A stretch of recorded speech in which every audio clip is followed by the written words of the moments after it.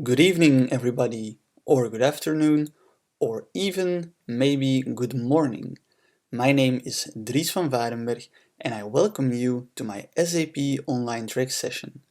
Today, we will talk about how we can use SAP Leonardo IoT rules and actions to control Industry 4.0 scenarios. Since this is going to be a session about and around 20 minutes, I created a small agenda. And in this agenda, I will explain some important information about maybe even about who I am and about what we will be talking today in Industry 4.0 scenarios. Because there's a lot of stuff out there and we cannot cover everything, but we will see some cool stuff around Industry 4.0. So, what are we up to for today? First of all, I will give a brief introduction about who I am and what my interests are. Don't worry, it's not about me today, it's about Industry 4.0. This brings me to the second topic of today, Industry 4.0. Actually, a small brief introduction about what we can understand under 4.0 scenarios. Once we discovered these 4.0 scenarios, we will have a look on Leonardo IoT, on rules and actions in SAP Leonardo IoT. Once we know and we understand these rules and actions, we will see them in action in a live demo. Hopefully everything will go good and we can blow ourselves away with a nice demo. Once this demo went well, we will wrap up everything and I will offer you some nice key takeaways for the future for your own Industry 4.0 scenarios. Who am I? Who is this guy? Well, my name is Dries Van Vaerenbergh and I am an SAP developer consultant at Flexo Digital. I actually love the SAP Cloud Platform, especially the Cloud Foundry environment, and I love to contribute to the SAP community. I am a football fan of Real Madrid and I have an Italian girlfriend, but my favorite country is Ireland. And as you can see, there are so many more things that I'm interested, but this is just a short and brief introduction. So, that's enough about me. Time for Industry 4.0. Well, actually, there are a lot of cool and brief and seriously professional information definitions about this Industry 4.0. Well, it is time to sum them up in a small introduction again. Let's just wrap them up in this small overview because we just want to understand it. We don't want to hear and see all these massive slides with these explanations and no, what is it about? Because Industry 4.0, what is it? It's just future. And actually, it's not future anymore because it's already here. The future is now. Because all the manual processes back then, they evolved. And the day of today, we want to automate those processes. We want to make them be able to maintain themselves. We want to retrieve more insights from them so that we don't have to sit next to them and tell them what to do, or that we have to look at it and see what is it doing and that we can make ourselves smarter. No, we want them to do those jobs and we want to make them smart once, only once, so that from that moment on they do the work for us, because we are the future. We are in the future. It's not in 10,000 years, it's not in 100 years, it is now. It's already there. And we want to make those machines possible to predict instead of reacting. We want to make them smarter, we want to connect them, and we want them to continuously grow inside their actually life cycle. Plus, we do need to consider a cloud vs edge scenario. And during this presentation, I will actually focus a little on this cloud vs edge story, because you think we can connect it with the cloud, and we want to connect it all together, but what if the cloud is not available? We still need a backup process for that, and that's where the edge will come into. And with this being said, I actually summarized a whole world about Industry 4.0 scenarios. I don't need 10,000 slides. I don't need to have your attention for 3 days or 1 week. No, I can tell you with these few bullet points what is it all about. And actually, that brings me already to the rules and actions of Leonardo IoT, because this Industry 4.0 scenario is actually all about digitizing our machines and making them smart and controlling them in an environment. And with rules and actions, we can control these environments. We can, for example, say, like, if a temperature goes beyond a certain threshold, we can act on that. And indeed, that's not yet the predictive part, it's still reacting on something. But at least we make it possible by setting some thresholds to control the machines by themselves.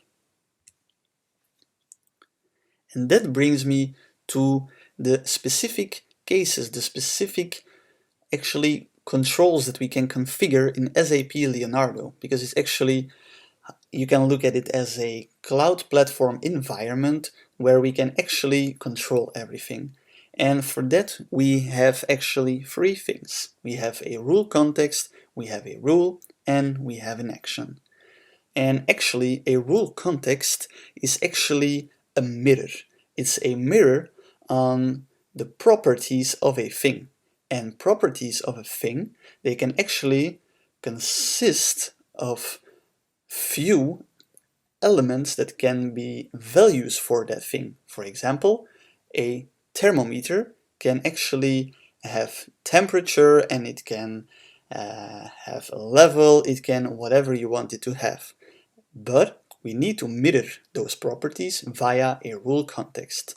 Once we create a context for it, we actually have all properties available so that they are accessible in a rule. And that's where the rule itself comes in. With a rule, we can access those properties, and we can say in our rule that if this value that is coming in our thing goes beyond a certain threshold, we have to execute something. But we do not tell in the rule itself what has to happen. For that, we have actions. And actions, they are triggered from actually an event or a rule. So we can say, for example, send an email or send a comment back to the device when a certain rule has been met. And via those three simple, and not simple, but easy to configure ways, we can actually control an environment in a quite basic but still comprehensive and working way. And this brings me already to the live demo. So let's just head over to SAP Leonardo. So I am here in SAP Leonardo in the Thing modeler. And in here we have a manufacturing robot with certain codes, and it's actually a digital twin of a real-time manufacturing robot that's actually coloring the cars there outside. Now, if we have a look at this thing, we see that the robot actually has some color codes. It has error codes and a priority for the error. Now, if we scroll down a little, we will see that we also have the measurements of the paint levels. We see how many percentage there is still inside our paint levels. Last but not least, we also see the kilowatts usage of the power supply. When we have a look at the status values, we will see in the error that we have actually a boolean that will tell us if the manufacturing robot is in the error state or not. This thing was created outside of a thing type for manufacturing robots. And actually, this thing also has been created in the SAP Internet of Things service cockpit. Here we do and we perform the device management, actually more like a twin for the hardware possibilities and the hardware side of a real manufacturing robot, and we mapped it to this thing inside SAP Leonardo Thing Modeler. Now, actually, remember what I said, that we wanted to create a rule context that is actually going to be a mirror based on the properties that we see here for our thing. Let's head over to our rule contexts. For that I will return to the home page and I will scroll down a little until I reach the rule contexts. Let me select the rule contexts and we will have a look on the rule context we created. In here I see an error tracker and a power supply for the robots. For example, let us take the power supply for the robots. In here we see that we are talking about the thing data property set power, which is holding the properties for the power, the kilowatt usage. Now, like I said, this is just a mirror, so we can access these properties of our thing inside our rule itself. And for that, we head back and we select the rule style. Here, we will create our rule itself. And as you can see here, we have power above 30,000. Let's select this rule. This rule is active on the cloud and it will check if the measurement, the value of the power supply is actually going above 30,000. Now, why 30,000? Well, I'm going to be honest, because I googled it and I have no idea if it's true, but I took it as an example because Google said to me that 21,000 is actually a quite okay power usage. So let's just have a look at the definition. If we see that the rule context power sub robot is there, and this allows us to access the kilowatt usage measurement / property of our power, and we say if it's higher than 30,000, this threshold, this rule has been met. It is active and it can be used. Now that this rule is active on the cloud, we can actually create an action for it. So what will we do? We head to the action style and in here we will create our action. And what we want to do if the power goes beyond 30,000, we actually want to shut down the machine. And as you can see here, this is the name of the action. And the action is triggered by an event from a rule. And in this case, it's just a rule that we created earlier, the power above 30,000. We are using just an easy and simple destination on the SAP Cloud Platform, like we all know how to configure a destination in the SAP Cloud Platform, and we are posting this data, this payload, to the destination. And this will actually go into a running Python script that is open and is connected with MQTT, and with this command we can actually send the device command to the device itself, and we can read out this command and act based on the command in the Python script. So that's one action. Let's have a look at the other one, the send error email robot action. This is an action that is triggered from an event rule. And when is this? This happens when the device goes into the error state. It will send the error, it will send the priority and the message. This also sends a payload to a destination created also in the SAP Cloud Platform. It's a destination that is pointing to the SAP Cloud Platform integration flow. And in here we use the email adapter to send an email. And as you can see here, we are sending an email to my email address with a thing description, the error priority, and the error code. These values are all coming from our device itself. It has been sending those values and we can use them inside our email. As you can see, these are accessible via those variables. And this means it is time to test our Python script. So, I am here in Visual Code and I have my index.py Python script. As you can see here, we are just using some normal libraries like time, JSON, system, and OS. Next, we are using Paho as the MQTT client, and we are using the device payload as a class. Next, we are using the config to get our broker, because we're not sharing this, of course, and in the device payload class, we can actually get the JSON of our object to send it later on to the Internet of Things cockpit. Now, what we will be doing here, we will be importing the credentials so that we can authenticate ourselves against the service, the Internet of Things cockpit, and we will be sending some device payloads.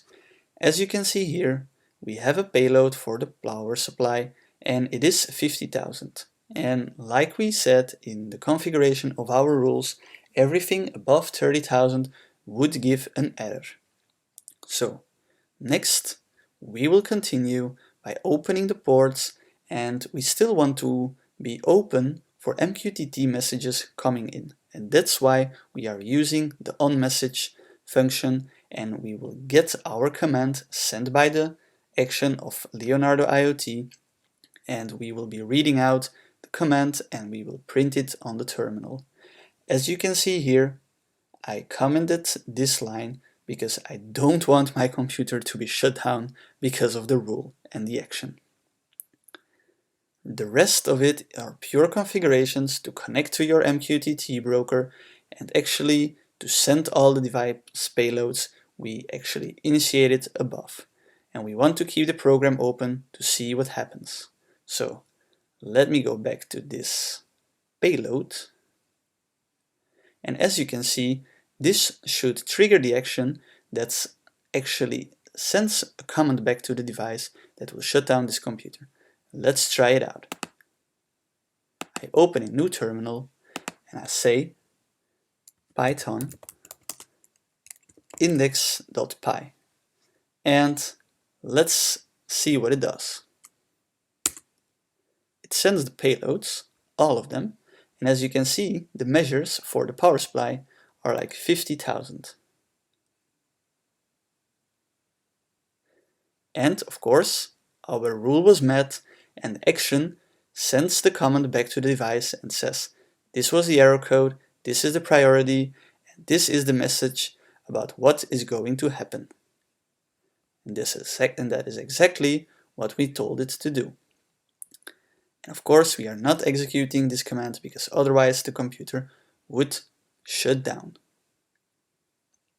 Now, let us change this to 21,000. Let's say it is in error mode with the following error.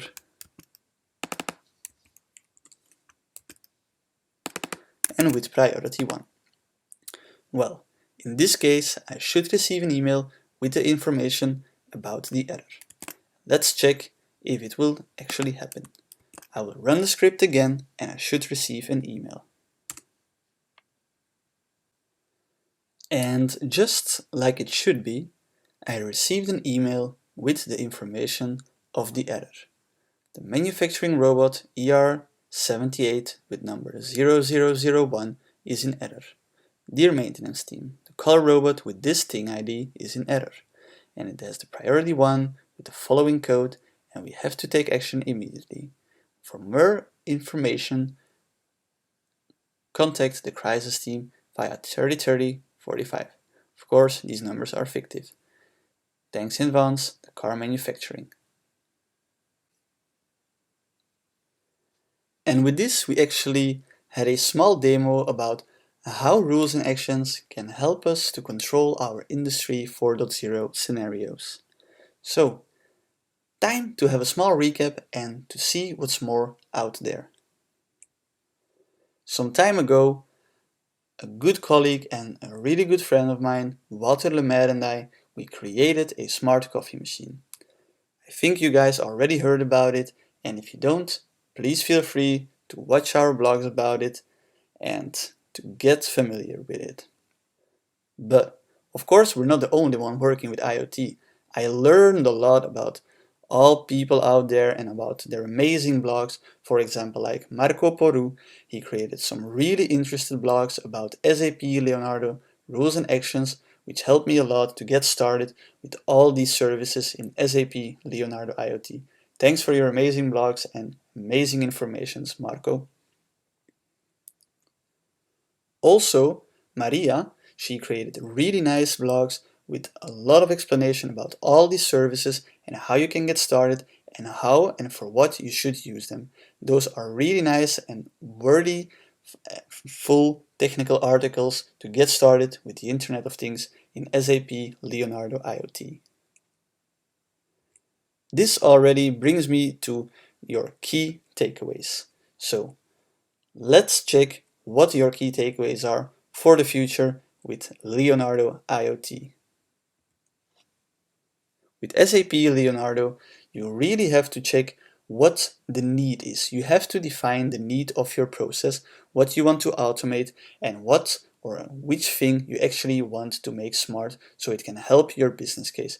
Don't say I want to do something with IoT. No, search for a process that you want to automate and that you want to actually automate and gain benefit in your business. As you can see, a cloud vs edge story is really important because if the cloud is not available or it reacts too slow, it is dangerous for your Industry 4.0 scenario and you can better head on to the edge version of those services to immediately act even without internet connection. Leonardo IoT runs on the SAP Cloud Platform and is available out there. Try to predict instead of reacting, but at least you can automate all these services and all these processes by setting static or even dynamic thresholds based on your rules. Do not overcomplicate stuff and think and modulate everything logically because otherwise it will get a mess and it will be difficult to see and start over with your processes in a way to automate this. And with this, guys, I really want to thank you to join me today for my session about Industry 4.0 combined with SAP Leonardo IoT rules and actions. Please feel free to reach out to me on the SAP community or via my email address or on Twitter. Thanks for joining me, guys. See you next time.